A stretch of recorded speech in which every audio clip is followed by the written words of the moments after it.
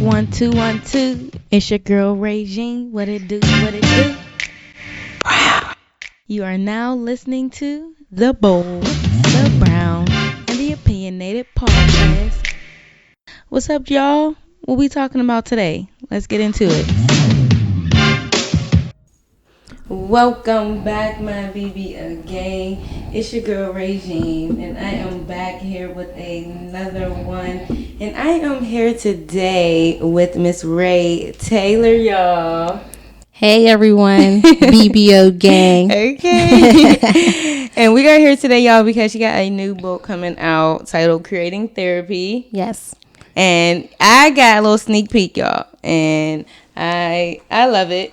Y'all gonna love it. We're gonna get right into it. I know y'all wondering how y'all know each other. Let's get started on that. So how we met? We met in what, 2017? Yes. Orientation for work. Yes. Should we say what we was working at? No. I don't know. I don't think it's. Yeah. All right. So we ain't gonna say what company we work for, but you know, I ain't like it. Neither did I. I'm not there anymore. Yeah, exactly. So it's good. We're both not there anymore. But we kept in touch, follow each other on Facebook, kept in touch or whatever. Mm-hmm. And first of all, high five to not being there anymore. Number one, because miserable. Yes. But let's get right into it. So you are into poetry. Yes. And when did you first get started? I have been writing for a really long time, since I was maybe 14 or 15 years old. Okay. I always love to read. So reading, that's like my number one thing. That's my hobby, reading. But I didn't really recognize it as poetry until my later teens. And I definitely was too shy to stand up in front of anybody to present it. So that took a little longer. When did you get over your shyness? I haven't. Okay. I have not. I still get extremely nervous when I do perform. But it's fun, after it's all over and I get feedback from, the people in the crowd or anything like that. I feel like, it was worth it. Okay. So when you're first about to walk on stage, what do you do to calm yourself down? Or like, how do you get over that? Like, okay, it's just me and that person. Or how did you finally get the words out your mouth? At first, when I first started doing it, I felt like I was rushing. I just wanted to get up there, get it out, and get off that stage. Okay. But over time, I learned to slow down. Just encouragement. People have been very kind, and I'm able to accept critique. So whenever someone tells me, oh, maybe you were a little too fast, or I couldn't understand exactly what you said in that line, then I just kind of practice at home, and I'm like, okay, I see what they meant. Or I might record myself and then look back at what I done. Oh, that's smart. Yeah. When I get up there, I'm like, okay, here it is. Just go. No turning back now. Right. Yeah, that's true. That's a good mindset. No turning back now. Do or die, as some may say. Right. Well, I mean, you made it this far, so you keep going. You get over shyness every time you step on stage, like you said. So that's overcoming the obstacle every time. So I encourage that. So what do you think? What motivates you to keep writing poetry? Just life. Me observing my own, everything that I went through in my life. Me just taking a look back at observing it and just jotting down everything. And then eventually I kind of like put it together. But I do like to sit and write one thing at once. I don't like to keep going back and forth, because I'll miss my motivation for it. Okay. So when something happens or if something comes to my mind from the past, like a flashback, once I start writing, I would like to complete that piece right then and there. Okay. Yeah, because if I don't, when I go back to it doesn't feel as raw. I like that. You like fresh. Soon as it comes to mind, you like to get it out. I like that. I like that, since it's fresh and it keeps you motivated. That's smart. Yep, thank you. That is really smart. So do you think poetry is like your outlet, like your release? Oh my God, yes. Absolutely. It is my release. I'm still going to be doing poetry. I'm still going to write, but I am transitioning into, more of being a storyteller. Right. I've noticed that from reading the sneak peek I got from reading it. Yeah, I noticed that. I was like, okay. Yep. I'm transitioning into that also. Like I'm started writing I'm gonna have novels, and I want to focus more on the the kids, the teenagers, because I realize that this is an outlet. it will help. It's been helpful. I have done a few things with kids. It's called Teens Poetry and All Things Art. Okay. I have done a couple art shows. I've had a couple teenagers get up on the stage and spit, and they wrote their own pieces. Wow. And they were excellent, and they don't seem shy at all. They're nothing like me. Nothing. Kids these days, yes, they got social media. They are... A lot of them are very outspoken, outgoing. How was that working with kids? And what was it? Just amazing. It was so dope. Really? One of them was my daughter. Mm-hmm. Okay, so I didn't know the little girl lived upstairs on the 3rd floor. Wrote, and she actually wrote a piece about society. And when she spit for me, I was like, "Whoa, you wrote this?" I'm like, okay, you got to do this. I need you to get a couple of your friends, and I need y'all to come up with a piece. And, they killed it. They actually, it was like my oldest daughter, she's in school for visual arts. She goes to college. Okay. So she had a couple pieces that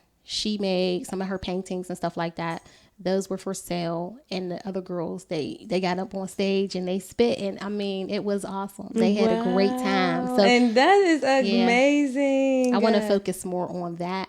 A lot more, but I am still going to, write. Do yours. So do you see yourself like teaching teens poetry and how to write and how to storytell? Yep. Trying to help them mold and to get into, their own thing and push them forward, because that's an art that we haven't pushed as much. I don't see a whole lot of encouragement in that area with our kids, because a lot of our kids are a whole lot more artistic than anything else. So they have that voice, but they don't know how to get it out. And in writing, most of the time they write and then everyone assumes that they have to rap.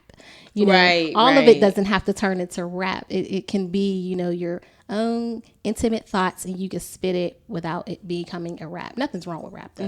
We love rap. But I get what you're saying. Like, rap is so popular among our like younger generation that if you take that and maybe you can spit, like you said, over a beat, but maybe you could just do it, acapella. I don't know. Acapella, like without it, and make it into poetry instead of making it rap, making it into a song. Yeah, because I actually can't write to music. I have a hard time.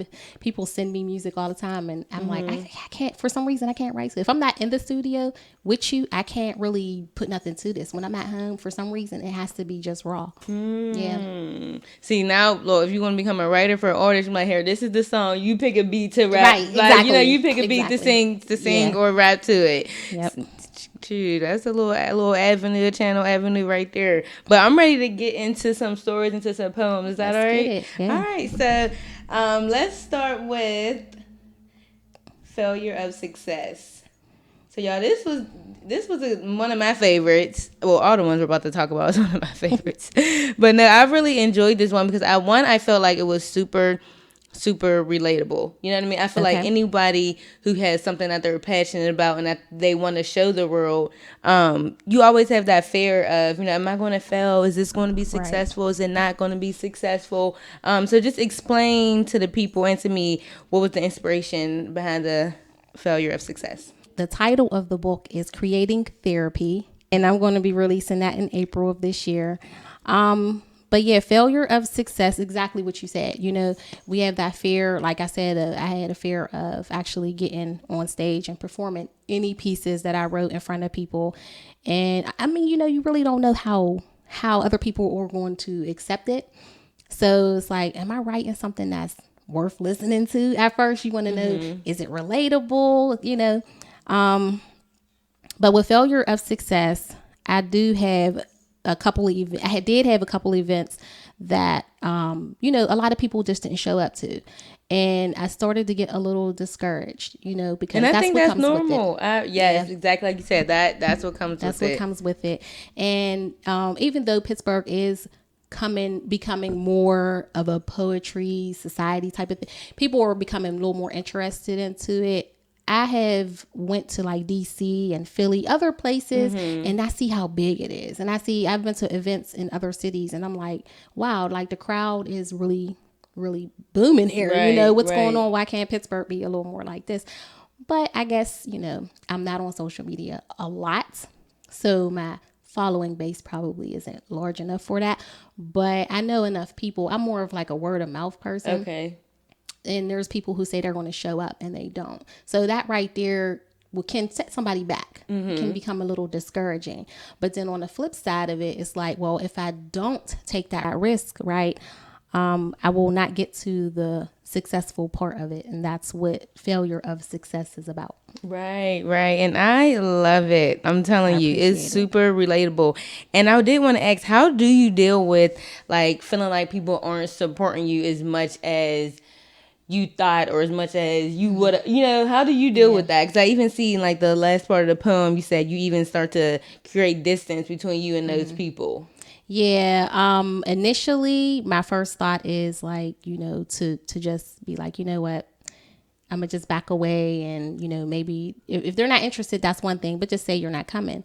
But me being who I am, I'm a supportive person. So I still support other people. I go to people's events when I can. I buy people's merchandise, whoever is selling something, because I'm just not that type of person. I don't want to be like, oh, you didn't come to my stuff, so I ain't going to yours. That's kind of petty, but that do be my initial thought. I ain't even gonna lie. That's the petty side of me. Like, okay, you don't want to come to my stuff, I'm not dealing with you. But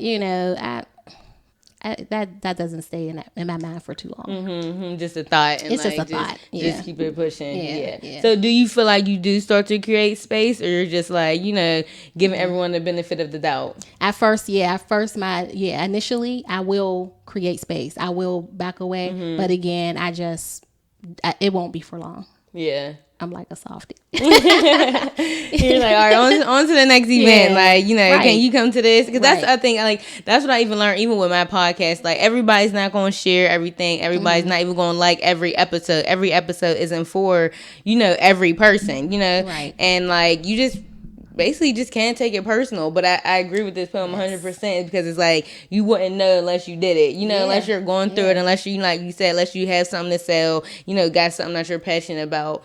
That's when you'll really feel like, okay. And in the beginning, you do start to feel like, damn, like, what's up? Like, I thought we was better than that. But I just learned, can't take it personal. You know what I mean? Right. And everybody got, everybody really nowadays got something that they're passionate about. They're trying to get out there. They're pushing towards the media. So I try to support any way I can. And, I try to worry. Lovely. And I try to worry about the people who supporting me. Like, forget, even you said that in the poem. You said, worry about the ones who did show up. And I agree with that. Like, worry about the ones who are, supporting you, who are coming to your shows, who are, showing that support that you want and need. Those are the ones that really matter at the end of the day. And then when you do, whatever pop off, them are the ones you're going to remember. Right, yeah.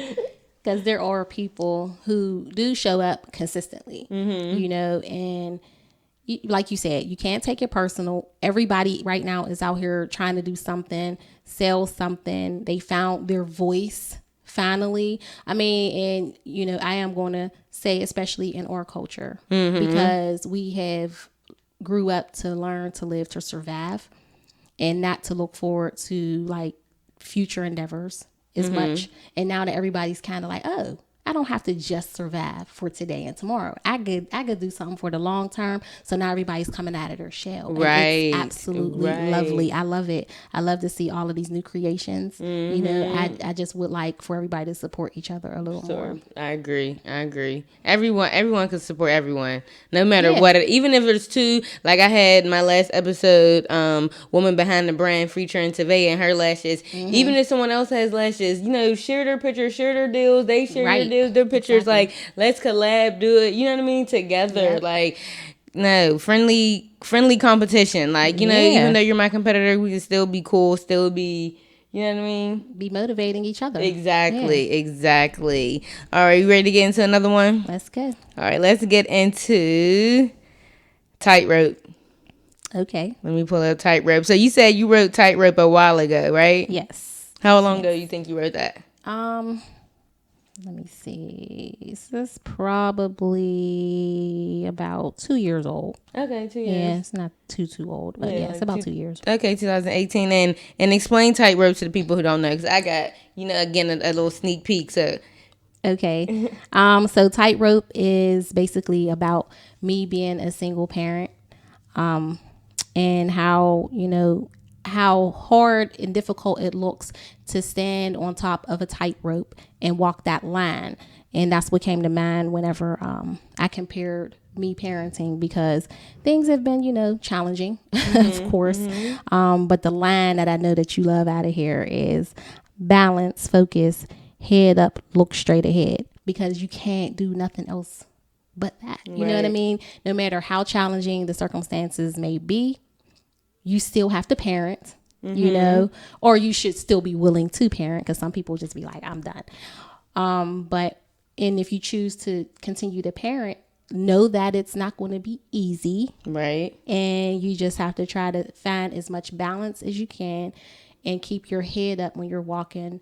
And, just keep pushing. And that's exactly what I got from that poem. Like, I was like, well, I don't have kids, but I was just like, wow, thinking about, some of my friends who are also like single mothers. And I was just like, they need this. I was like, they need this book. They need this, because it was just, I felt like it was just so motivational. Like, even like you like talking to yourself, and then you like walking into like, I don't want to give the poem out, but even you saying like, I'm breastfeeding, I'm cooking, doctors with this, like everything, mothers have to do. And I just feel like this was so motivational. Yeah, thank you. It really was. It was like, so I'm like, wow, like that's, it was just beautiful. It was, I don't know.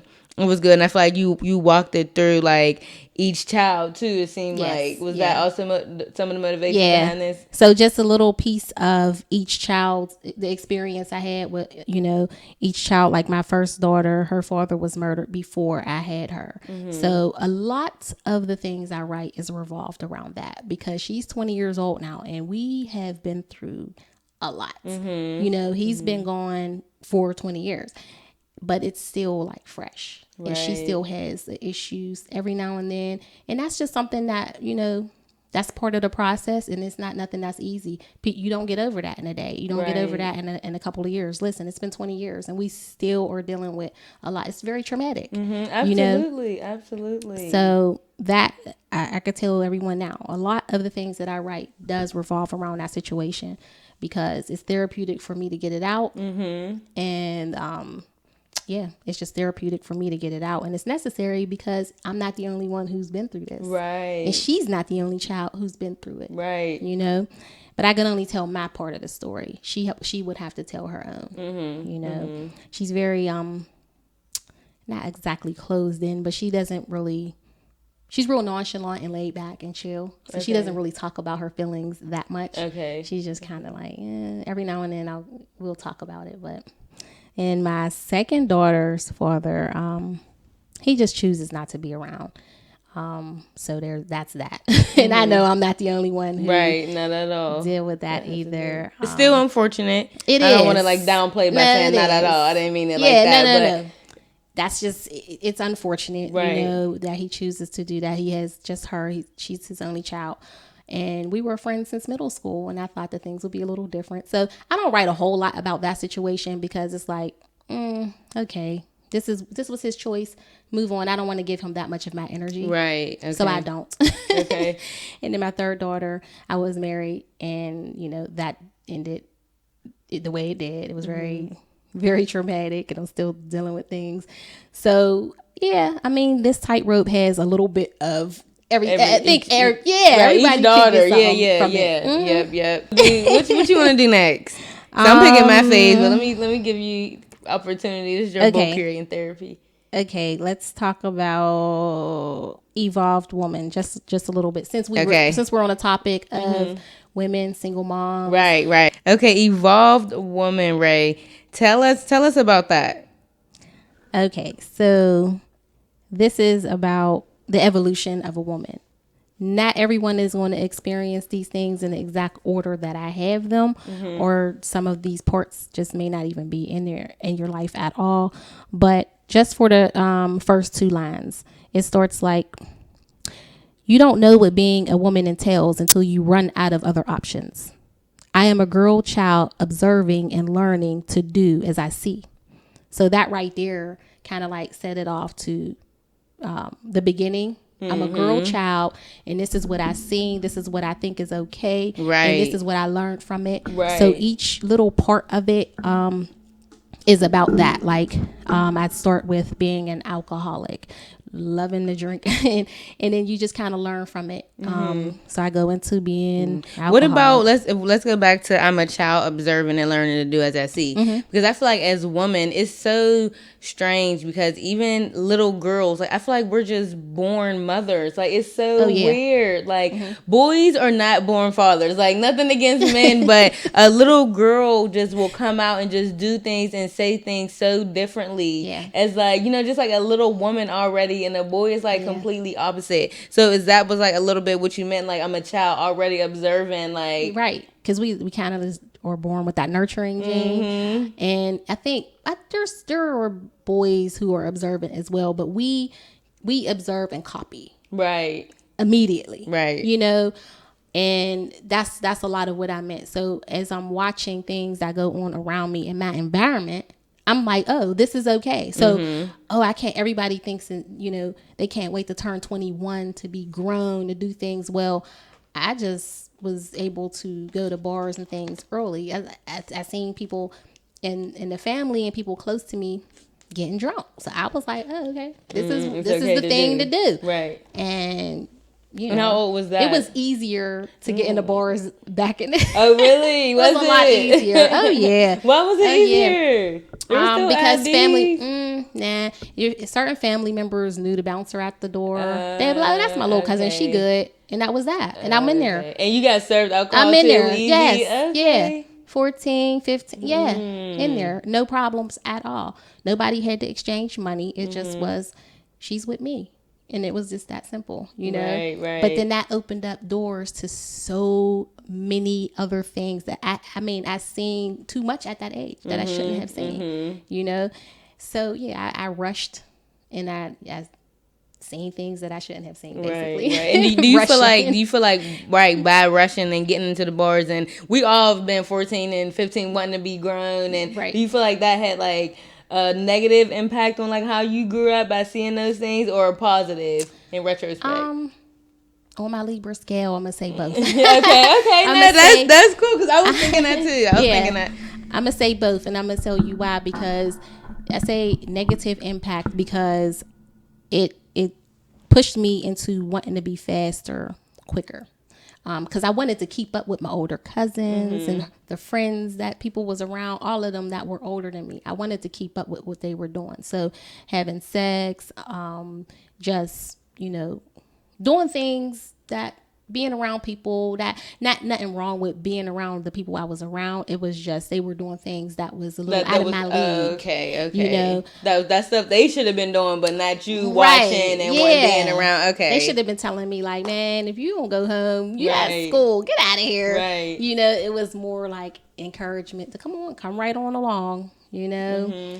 And do you think do you think they were doing it to show you like this ain't what you want? Or you think it was like, no, this is what you want, like you... I honestly don't think they thought about it either way. It was just like, oh, you want to come? Come on. Okay. It wasn't no... Because I was asking to go. Yeah. You know what I'm saying? Yeah. Can I come?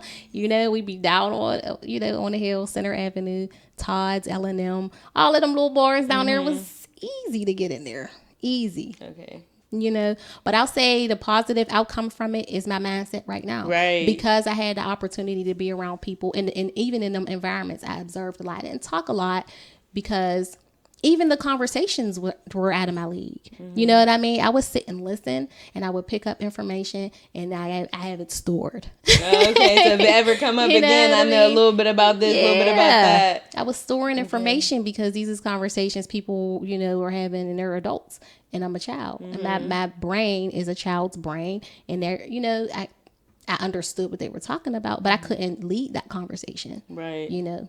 Right. So yeah, I like that. So okay, let's dig a little deeper. So you went from you go good. Lead the story. Okay. Yeah. So that's that first part, being an alcoholic, and some of this is probably crazy. And when I first presented this, I was like, oh God, do I want to say this? But I wrote it, so I'll say it. The second part of it is I'm a bad bitch.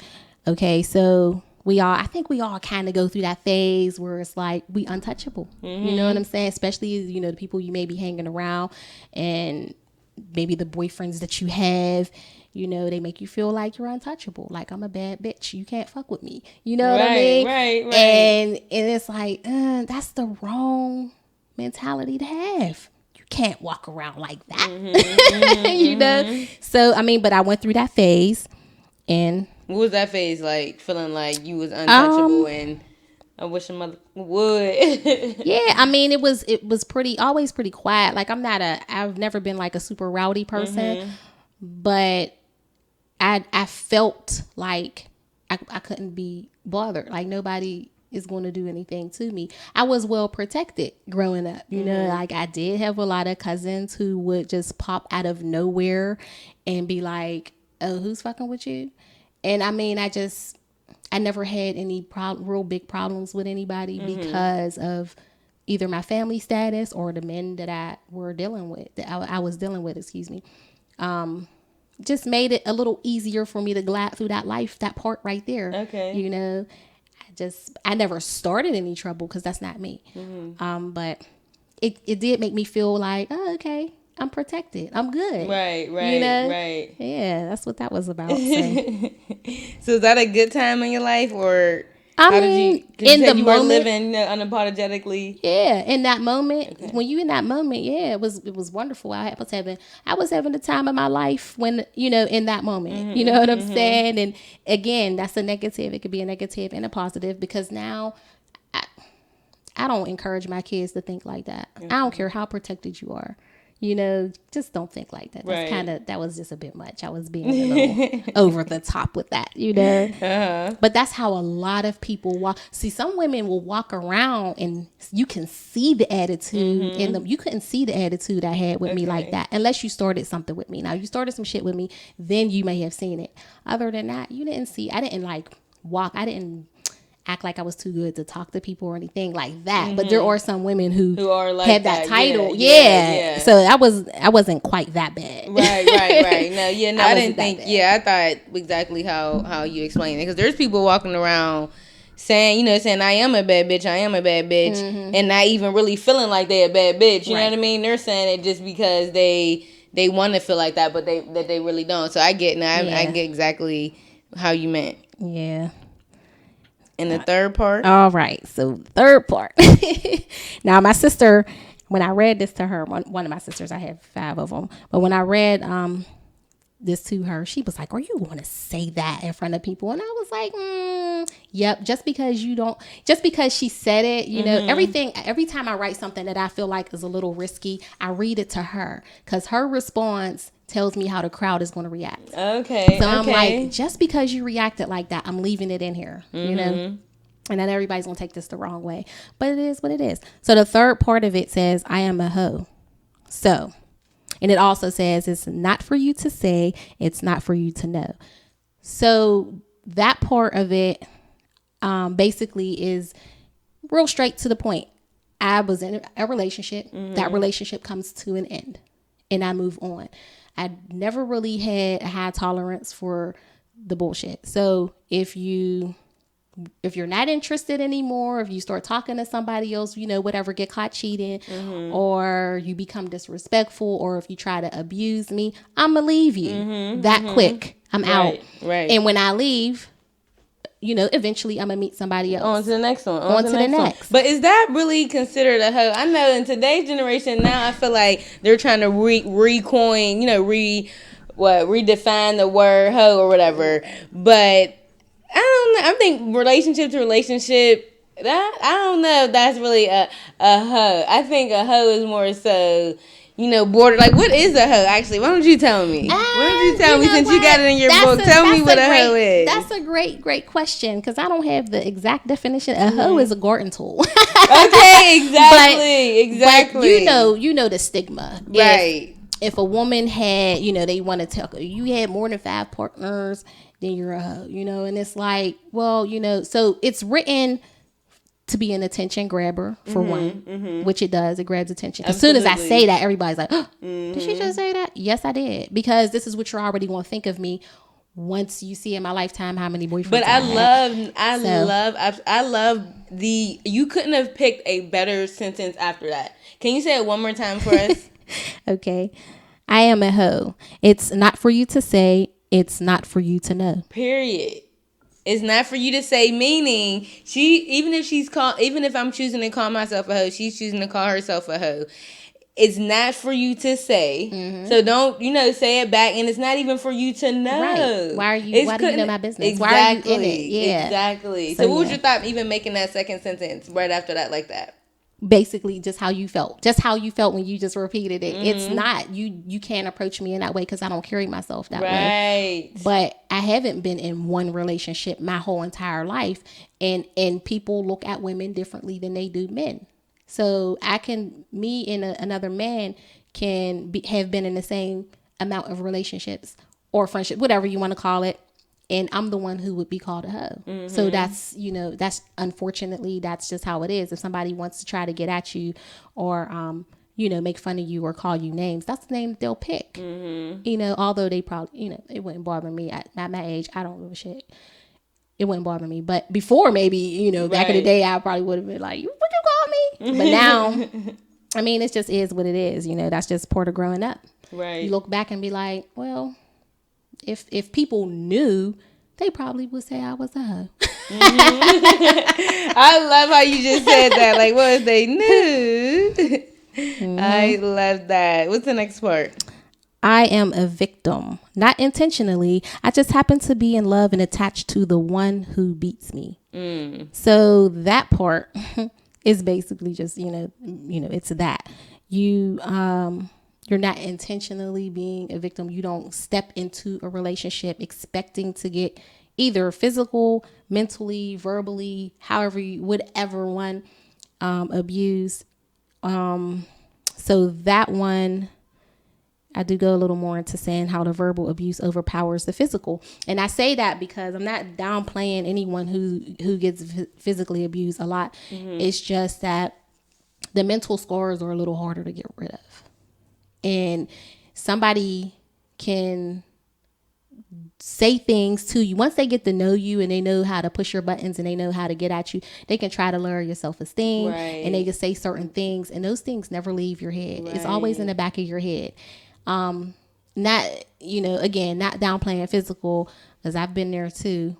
Those bruises heal, and although you will always remember that, the words that he's saying while he's hitting you, those cause more trauma. Yeah, because you never forget. You never forget. You carry that on forever, and there's certain ththings that I have blocked out in my life, but a lot of the things that this guy has said to me, it's just there. And when if you ever have a down moment, a dark moment, those are the words that come up in your head. It really is. I think it's the way people say it too, and the way they use it. So a person who, like this guy, he pretty much is a narcissistic. He's controlling and everything else. And he knew exactly how to say things to get to me. Even I could sit up here and I'd be like, you're not enough.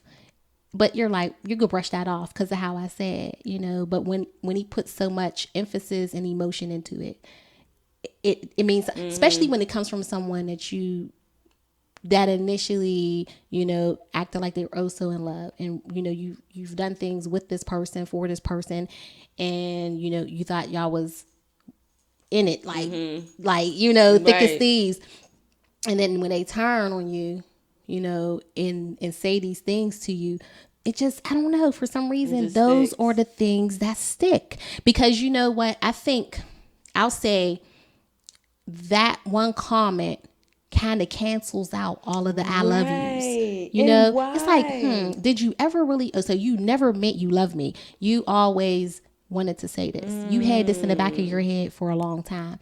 So it kind of cancels out. I get it now when you say I get that. But why is, I know we can't come up with the answer why, but it's like, why is that? Yeah. I get that. I get that makes we just cancel that out. Right. Because now that final statement, that's what we remembering over everything else. It's like, forget everything else you told me. It's unfortunate. Yes, just for someone to make you feel worthless. That's what they really want to do. Tear you down, make you feel worthless, make you feel unloved. I'm the one who loves you. No one else cares about you. No one else loves you. You know what I mean? It's me or you. So you really start to feel like that. Like, yes, you do. I've watched enough, and enough Destiny's Child, like, you know, and any woman right now, even listening to this, going through any type of abuse is abuse, okay? Period. Mental, physical, whatever type of abuse you're going through, I hope you found the strength right now to leave that situation. Please walk away. Yes. It'll be so much better. And then there's so many different techniques. Just a little bit more about that part. There's a lot of different techniques. Now, when I wrote this, Creating Therapy, it was because I was observing my own self and I'm trying to fix myself. You know what I mean? I've never been a believer in therapy, as many of us aren't. I wanted to get into that too at the end. But as of about, I guess, a month ago, I have had a couple sessions with an actual therapist. And I felt like I came to the point where I felt it was necessary. And, you know, by meeting with her, I have learned a couple of techniques that you can do whenever you start to feel like you're in that dark space. So, you know, you can go seek a therapist. You know what I mean? Read my book because you're going to be there. You're going to get some therapy from that too. Yes. But if you feel like you really need to help, especially anybody who's in any type of abusive situation, seek help because it's really necessary. You need that for your mind, because you really, seriously, on a real serious note here, you can get sick from stress. If you let somebody talk to you and beat on you that much, you can have a stroke.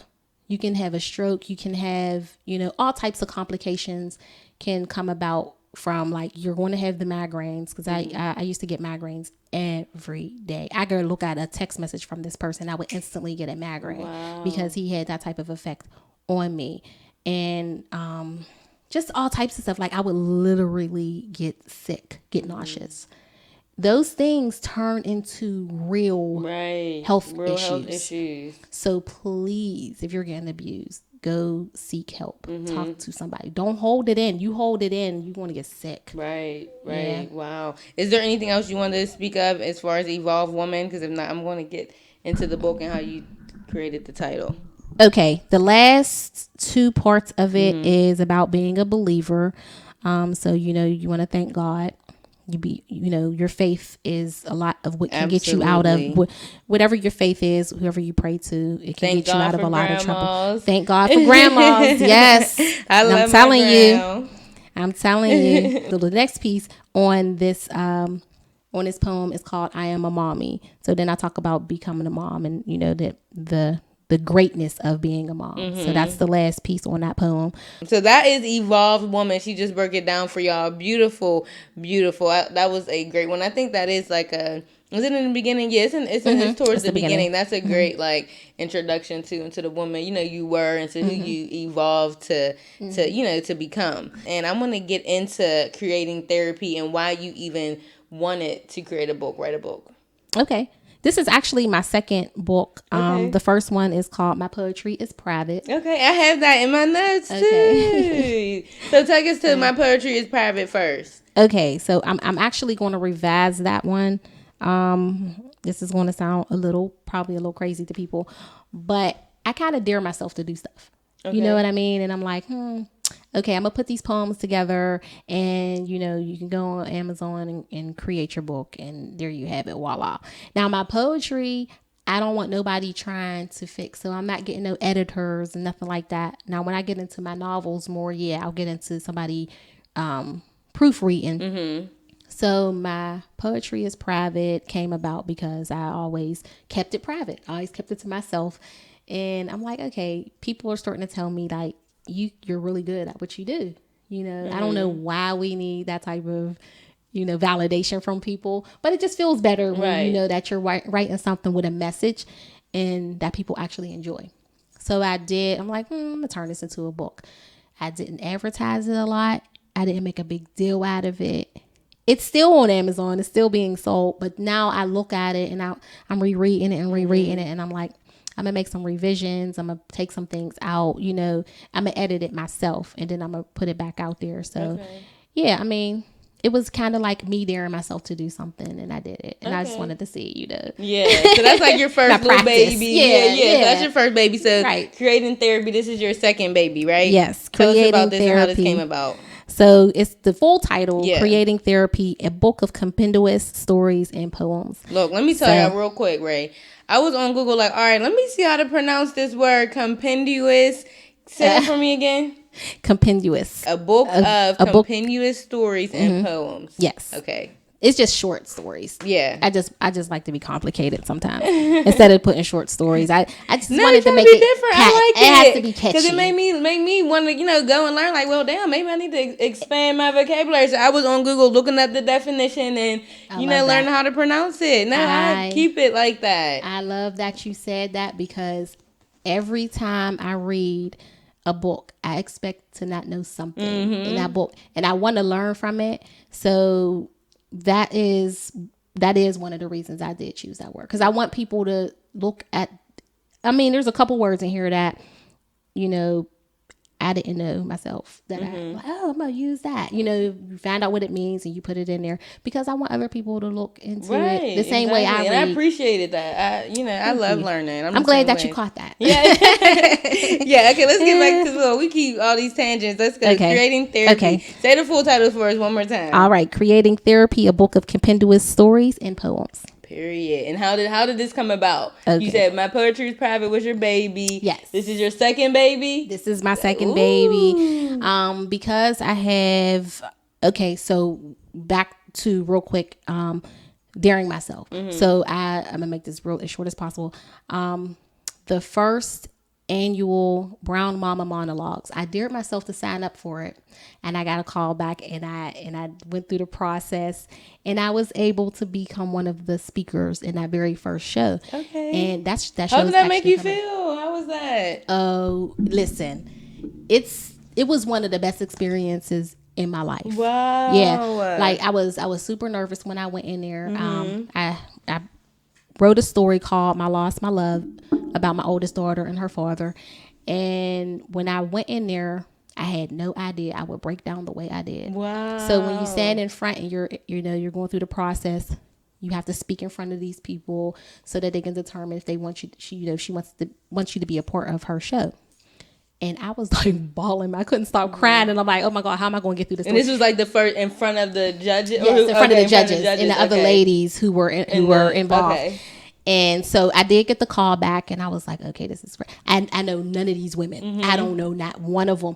But we became really close, and we encouraged people, and it was beautiful. I had a wonderful time doing it. And, we still speak to each other and try to help each other as much as we can to this day. Wow, that's amazing. So I had, when I started writing shorter stories, out of the poem realm, I figured, I'll turn this book into not just poetry, but make it short stories as well.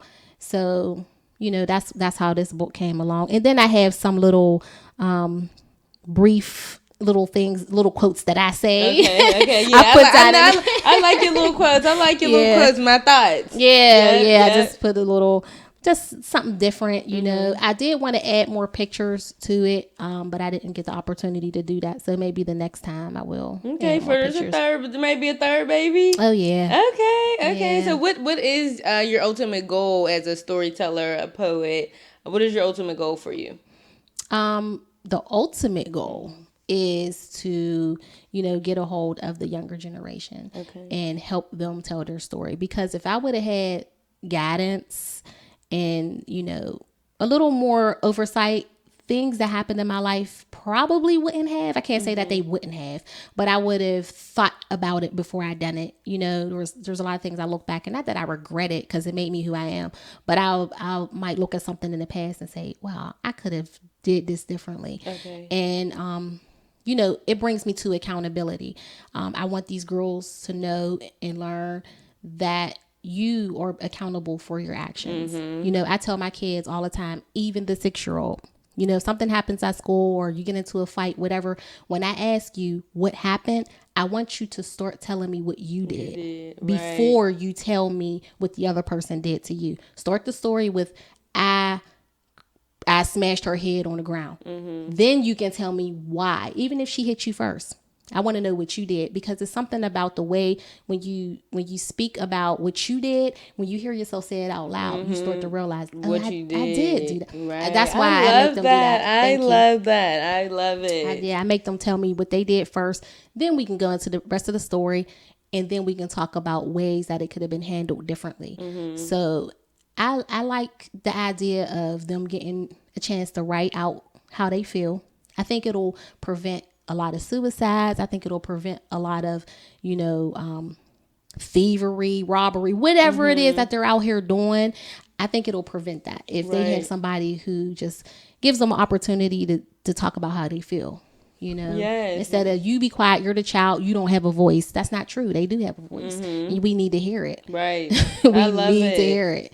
Yeah. And this would be, like you said, even like a great outlet for the kids who feel like they don't have anything else to do. Like you said, like, maybe they're not into any sports. Maybe they don't want to be in the streets. Maybe, you know what I mean? Like, I just want something. Maybe I can't. I don't know. Maybe I'm not the smartest person in my, in my grade. Like, I need something. And this is great. So, like, do you want to encourage, even you said your oldest daughter, they put their friends together with your second daughter and put their friends together. Would you encourage, like, them to even write a book and, take their outlet further? Oh my gosh, absolutely. Listen, my 6-year-old writes books. She be at home. She be like, can you staple this for me? She puts all these papers together. She folds it. She creates a story. So we eventually going to work on her. But yes, I definitely want them. But I love when they have a collaboration piece, my daughter and my niece. And they kind of like tag team. They go back and forth. Okay. I think that's real good too, because it's just you just have to see it. Once I put another event together, I'm definitely going to let you know. Okay, you let me so know. You can see it for yourself, because they're so dope. You know what I mean? Yeah. They really are. That's my ultimate goal. I really want them. I want to get a hold of them and encourage them and mold them. And personally, for me, of course, I would love for my work to be known all over the world, not just here in the United States. I want my work to be known out there, like, all of it. My stories, my novels, which they'll be coming soon. I started already. I just got to complete those. Yeah, I mean, I love to write, and I want people to see when I'm writing down. Yeah, I love that. I love it. So, all right, y'all, Creating Therapy. Let them know, Ray Taylor, where they can get the book and get the stories from. He said it's in April, so let them know when they can get it and where. Okay, so I am publishing this on lulu.com. I am working on creating my own website so I can have it on there. So I will post that once it's completed. But right now, once it drops, it will be on lulu.com. Yeah. And do you have a release date yet, or just in April for now? Toward the end of April. I'm shooting for April 27th. Okay, April 27th, y'all. And I will leave her information in the description. And I'll also, whenever the book comes out, I'll also release it onto my Instagram and on my Facebook to anyone listening who follows those, so you can go there as well. Do you want us to follow you on Facebook or do you say you don't? Oh yeah, follow me. Tell us follow your Instagram, me. everything. Follow me. It's okay. This is the thing. People sometimes be messaging me and saying stuff to me, and I don't get back to them right away, and they feel some type of way. I'm like, I don't be on here every day. I just don't.